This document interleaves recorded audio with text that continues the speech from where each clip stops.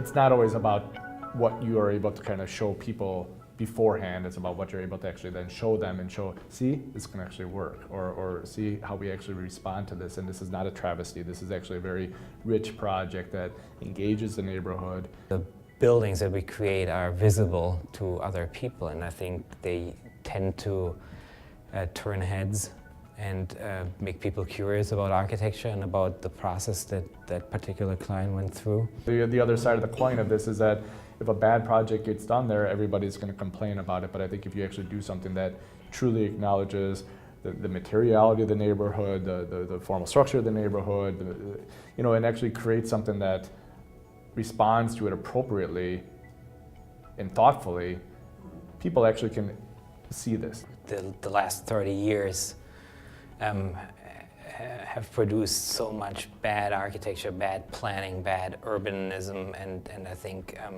the re-engagement of architects in a variety of projects has started to change that.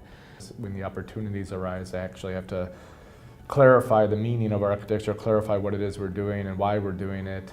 We take each one of those opportunities, I think, incredibly seriously to make sure that we send as powerful as a message as possible to help people understand that we just don't have to accept the type of architecture that is commonplace, and we don't have to just meet status quo. We can actually go well beyond that. I think the idea that architects have to be more involved in everyday policy decisions and